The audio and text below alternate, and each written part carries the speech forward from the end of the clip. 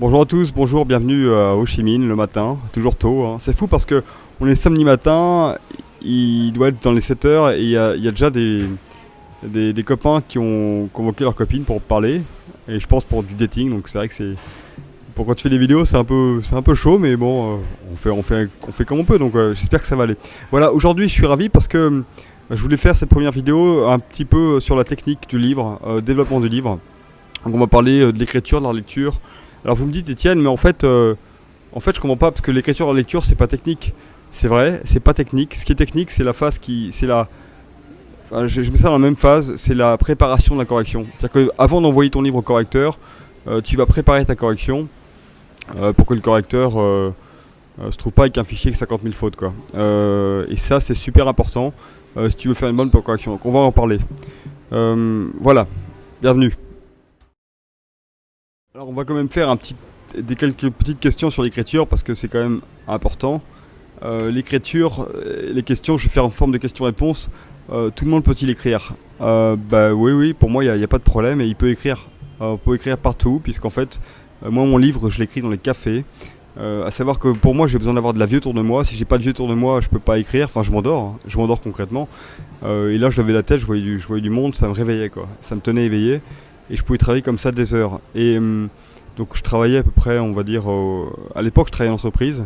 Donc je travaillais on va dire de 9 heures à 18 heures.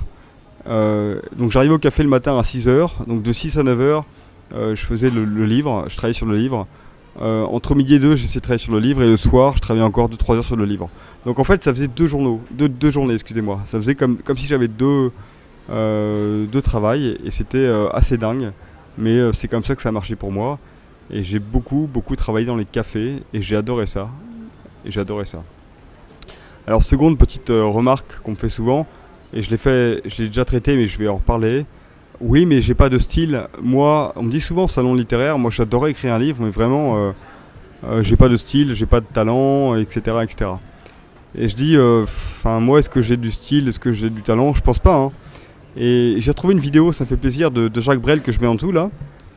De Jacques Brel qui dit finalement, le talent, et je trouve qu'il a raison, il dit le talent ça n'existe pas. Il dit ce qui existe c'est le travail, et quelqu'un qui a réussi il a beaucoup travaillé, et ça il a entièrement raison.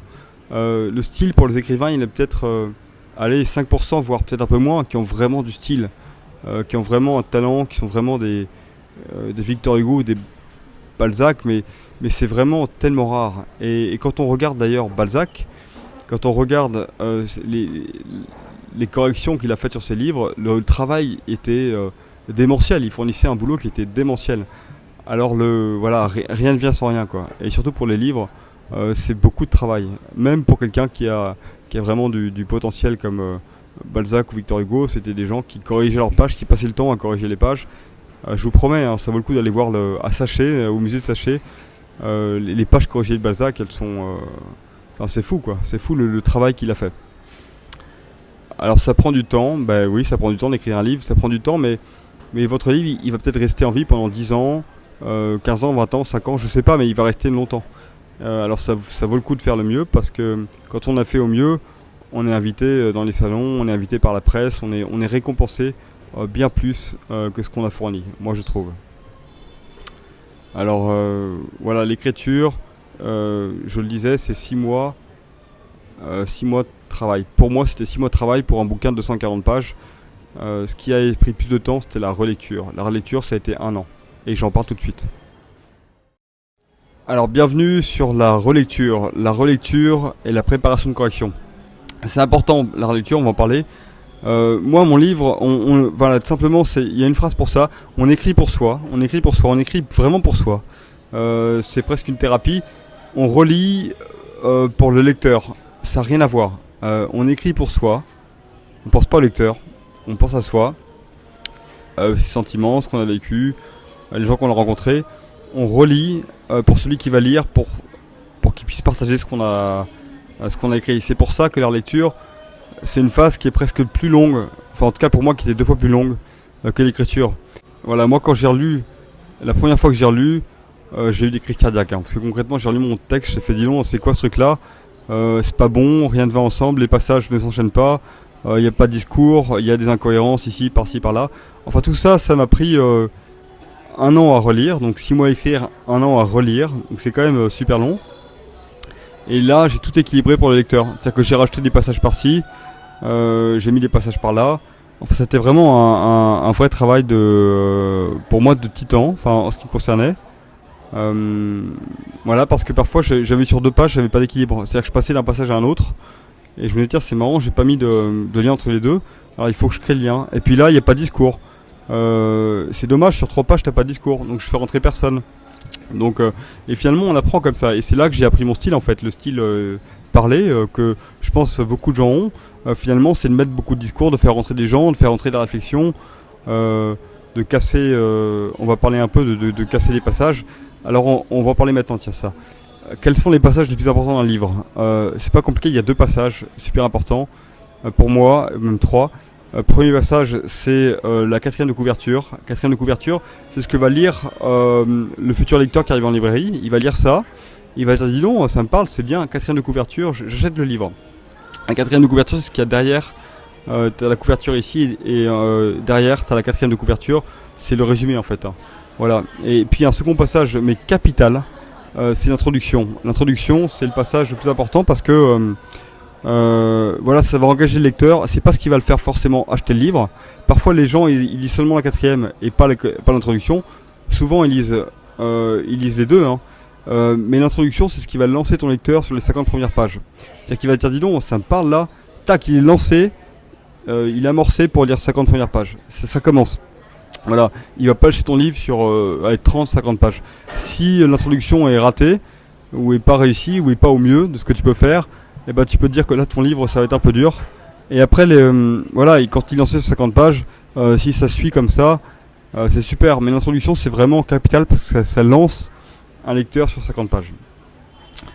Voilà pour la petite partie sur la relecture. J'en dirai sûrement plus par la suite. Hein. Alors, ouais, moi c'était amusant parce que quand je relisais, je disais une chose. Moi j'éclatais de rire. Hein. Dans les cafés, je pouvais éclater de rire. Pour autant, et c'est vrai que je mettais d'un coup j'écrivais, puis tiens, je mettrais bien cette petite blague là que j'ai vécue. Je vais la mettre. Et puis je me rappelais. Et du coup je l'écrivais et puis j'éclatais de rire dans les cafés. Et quand je relisais, à chaque fois j'éclatais de rire. Alors c'était amusant parce que vraiment, voilà, j'ai eu ça en lecture. La lecture, c'était quand même une phase difficile parce que quand tu as lu ton livre 100 fois ou 200 fois, ce qui était mon cas, moi en fait à la fin, je relisais mon livre et à chaque fois que je voyais une faute d'orthographe, un truc qui ne me plaisait pas, je recommence au début. En même temps, j'en ai pas vu d'autres. Et je relisais le livre, tac, j'arrivais à la 50e page ou à la 100e page et tac, je recommence au début. J'ai vu une faute et ça, j'étais intransigeant et j'étais fou d'ailleurs parce que c'était beaucoup trop et je recommençais tout le temps au début comme ça. Voilà, ça c'était un peu dur, un peu dur. Et quand le livre s'est fini, j'étais vraiment pas content de moi-même, j'étais pas satisfait parce que quand on travaille trop, on voit que les défauts. Et c'était mon cas, moi je voyais que les défauts et j'avais presque honte de le vendre en fait. Et en fait, il était pas mal. Et je l'ai revu 2 ans plus tard et j'ai eu des critiques positives un peu partout dans les journaux et ça m'a fait beaucoup de bien parce que en fait on n'est pas content parce qu'on a trop travaillé, mais en fait ça veut rien dire parce que on se juge mal, on se juge très très mal. Voilà, le livre est beaucoup mieux, on est beaucoup plus fin que ce qu'on pense. Mais le travail, effectivement, voilà, la récompense était là. Alors les passages les plus importants, je les fais. Je regarde en même temps mes notes parce que c'est pas évident. Alors ce qu'il faut, oui, effectivement, je parle un peu de l'intro pour l'écriture, la relecture. Ce que j'ai fait, c'est que moi j'ai cassé les rythmes dans l'intro. J'ai cassé les rythmes sans cesse. J'ai commencé, d'ailleurs je vais mettre l'intro dans la partie suivante, je vais la mettre en bas de la vidéo. Parce que vous verrez ce que c'est qu'une intro maquettée, enfin mise en page. L'intro, donc j'ai commencé par une anecdote personnelle. Ensuite je suis venu sur le handicap, donc une réflexion où j'ai introduit un dragon. Et puis après je suis reparti sur le voyage. Donc c'est vrai que quand tu casses les rythmes comme ça, le lecteur il s'endort pas, même sur 3-4 pages il reste super éveillé parce qu'il dit tiens c'est marrant, on passe à autre chose, on passe à autre chose et du coup si c'est fait au meilleur de ce que tu peux faire, le lecteur il va pas dire tiens c'est mal écrit ou tiens c'est amusant, il va dire c'est vraiment intéressant, il a bien cassé les rythmes. Donc vraiment c'est pas mal.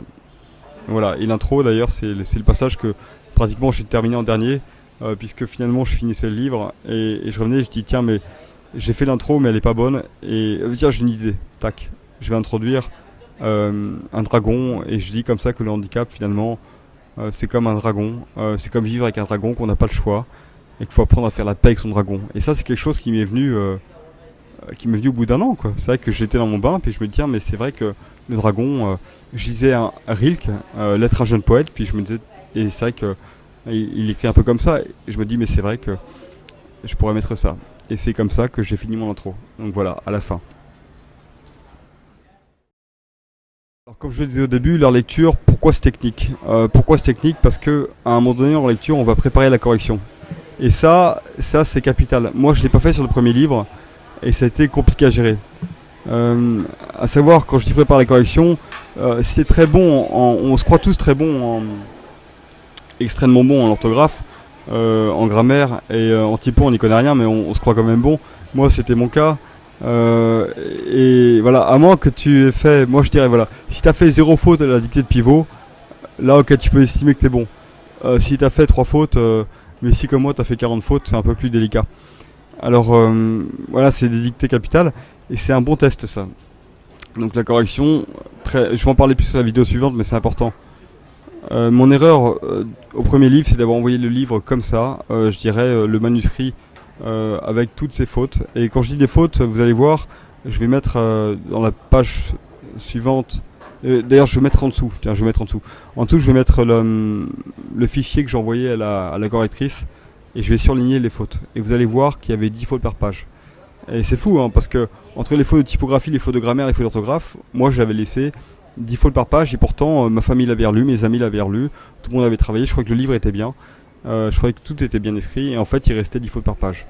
Et c'est vrai que si tu envoies avec au correcteur 10 fautes par page, bah, il va en corriger donc 240 pages, donc ça veut dire à peu près 120 pages Word. Il va corriger donc 1200 fautes. Il va t'en corriger 1150, mais il va t'en rester 50 parce que c'est quand même beaucoup. Donc il va faire un travail remarquable le correcteur, mais il va rester beaucoup de fautes. Donc si tu corriges pas, si tu prépares pas bien ta correction, ça va être un petit peu dur. Alors comment préparer une correction? Bah, ça c'est une question importante. Pour moi c'est sûr, hein, tu peux le faire lire à ta famille, tes amis, ton père, ta mère. Bon, ils sont peut-être très bons, mais ça reste niveau très amateur. T'as un logiciel incroyable, t'as 2 logiciels d'ailleurs, dont Antidote, dont moi je me suis servi, qui est un logiciel de correction professionnelle qui va d'emblée corriger toute la typographie, et qui va avoir une finesse d'analyse de texte grammatical et orthographique qui est remarquable. Tu vas avoir un logiciel passer ton passer ton texte, qui va voir toutes les 90% des erreurs grammaticales, 90% des fautes d'orthographe, qui va voir quasiment toute la typo. Enfin, c'est quelque chose de remarquable, hein. Et la typo, c'est pas évident. Quand on a affaire à tiret quadratin, tiret demi-quadratin, tiret court, tiret long, et idem pour les guillemets anglaises, guillemets françaises. Il y a des règles pour le livre. Et voilà, et si on ne le sait pas, on peut pas le deviner, quoi. Donc voilà, ce logiciel-là, c'est génial. Et je dirais c'est d'autant plus génial. Alors, j'ai aucune part chez eux, hein, honnêtement, mais j'en parle parce que je me suis servi.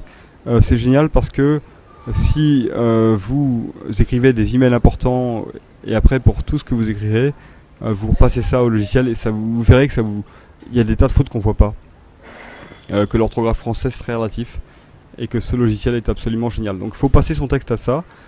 Avant, je trouve, de l'envoyer à un correcteur. On enlève les 80% des fautes, et du coup le correcteur après il va relire le texte, et il va avoir beaucoup plus de concentration, parce qu'il ne verra pas 10 fautes par page, mais il verra que 2 fautes ou 3 fautes par page, peut-être 1 ou 2 fautes même d'ailleurs, et ça va lui permettre de vraiment être concentré et de pouvoir faire une correction qui va être excellente. Voilà.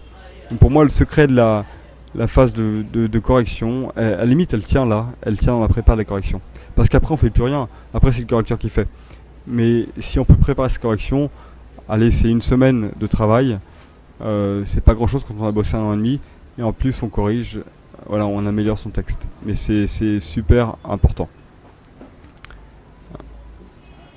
Alors voilà pour ça.